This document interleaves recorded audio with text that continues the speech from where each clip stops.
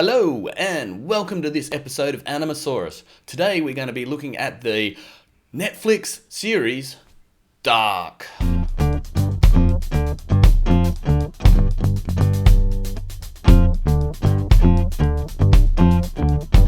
If you're new here, my name is Kim. I'm a 15-year veteran of the animation industry, and in this series I break down the cinema language of each of these films. So in this episode, we're going to be taking a look at the Netflix series Dark. This is a very interesting series to sort of look at because it comes from Germany and its original audio track is in German. So what's really cool about Dark is looking at their cinema language compared to what we're used to seeing in a Western language. I found that the comparisons we could make between Dark and the series Chernobyl really compelling, and I love this difference in storytelling because of the story differences and the heritage differences come together to make a different cinema experience when you're watching these films. So in this episode, we're going to take a few still frames and look at the composition within the shots, as well as taking a few sequences and looking at the way they stitch shots together to tell their story. So without any further ado, let's get into it. I really love the way that Dark actually takes time. It's not as the film and the story itself is really addressing time as a main theme, the cinema language they've also approached takes a lot of time. They don't rush shots. They don't really push shots through with a lot of manic cutting. They let their shots with beautiful composition take time to tell the story. They use a lot of drifts and slow camera moves that give you the sense that there's something uneasy happening or there's some sort of a story that's going on. A lot of the frames you can take out of this film, you could just put as single, really well crafted, composed images. Coming back to a basic camera technique, if we just look at depth of field, we can see that we're off on thirds again on either side. We've got a main strong element in here that fills up our right third and our left third. Both have a strong element in here. But the thing that makes this a real interesting composition is that our depth of field is only on one side, or our depth of focus is on one side. Everything else, from the background over here to behind it to the foreground elements, are all out of focus. So we've got a real shallow depth of field, and with a real nice drifting camera, these sort of shots are absolutely beautiful to watch. And in their choice of shots as well, there's also a running theme of depressing colours. We're used to seeing in Western films where colours are pushed and amped up and bright and oversaturated. Whereas when we watch something like Dark, they've really compressed their colours and taken the saturation level way down so that there's nothing overpowering in any of the shots. Except later on where we'll touch on something, but they use it as a story point. But if we look at this, again, with the shallow depth of field, we've really only got one plane of focus, which is in the middle. But the colours around this, we're looking at just some greens and blues, but everything's very subtle. And even the thing that's right in focus, being the white on one side, the white on the other side, they're very balanced and again composed on thirds on either side in the bottom half, on the bottom third of our shot. It is a beautiful shot, and I've got very fascinated by just looking at their choices of shots. They have quite a few choices of shots where they're telling stories over top of this with time, and I really like their choices in shots that they chose to focus on. Again, with this shot, we've only got one real glimpse of yellow, which they let in here. Everything else is really crushed down greys, so they're using the desaturation of colour to help set their mood. And space, so much empty space within this grey world. Again, beautifully crafted with the leading angles which they give.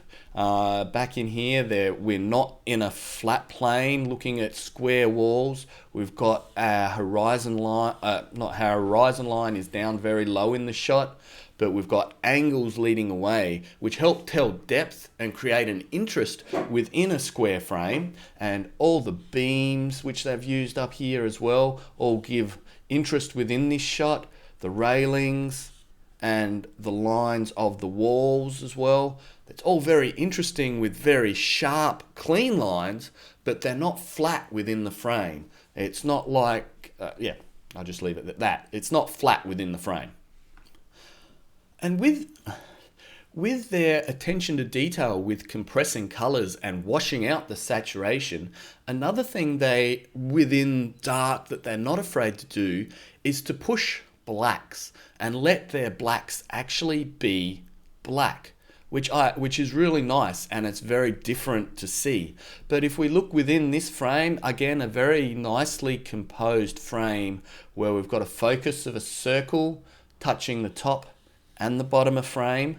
Got a little bit of bleed of light down the bottom here, but outside of that, we've got a very distinct circular frame here. Our main character, which is dead center of frame, is very nicely blacked out. You can't see any of him. All the light is definitely distinctly behind him. But what we then do as well is have all the sides here jet black with no detail or anything which has come up within the shot.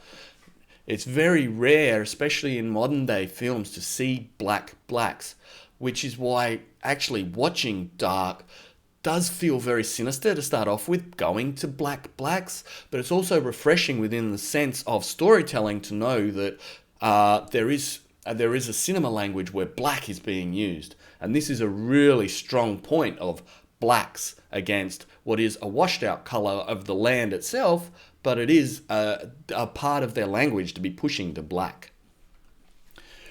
And why are you not running? Get out, get out, get out. And with these sequences on the bike, I really like the way they have positioned the camera for this back shot here, where we've definitely got a straight piece of road with our leading lines down this way going to a vanishing point off in the distance. It's given us a really nice shape movement within the shot itself. It's not rushing. We can tell again that we're traveling with the character on the push bike. She is enjoying her ride, so she's just pedaling along slowly, moving forward. She's also just below the horizon line, which is back here, which has put her lower in the shot, which means our camera is above her, which is an interesting position for a follow cam behind a character. It does give the viewer a very interesting feel of this shot because we are above her, and it's like, well, where are we as a viewer? We're above her head height. She's not really a kid that's riding. We're a long way away from her. And it's a real, just unique point of view from the camera to say this is where we are. And it's a little unsettling just to sit there above her and go, why are we following at an odd angle and seeing her at an odd angle? When we cut to her again, what I really like is they've kept the horizon line at the same point, and the leading lines of the trees are all very similar, and they've kept a similar shape back here where the sun was, but she's now jumped to be dead center of shot. And that contrast between the previous shot where we're high above her and now actually just at eye level is a little jarring as a viewer.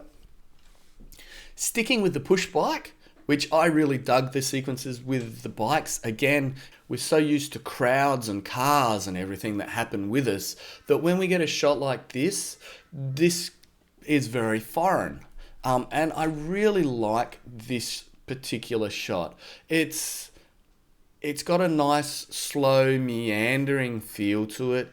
He's kept nicely in shot at this particular point in frame all the way.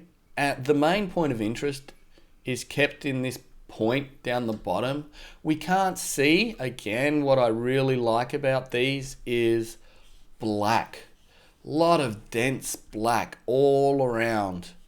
There's just one thing that's leading us on, and it's a curve, and it's a consistent curve. We can't see what's around the corner, which is really nice, and it's just lit by these little pools of light with black in between it.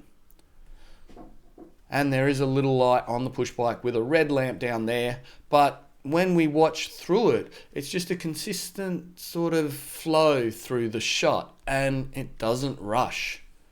And it's really nice. It's a really nice shot to see happen. So there you have it. There's my quick analytical eye over the series of Dark. They use some really great techniques with inside color, compressing color, and looking at what can actually propel your eye around a frame and giving the audience time to come up with their own story that goes into this plot. Great techniques which I think are very useful being able to use inside modern storytelling. Modern storytelling, any storytelling can use any of these tools.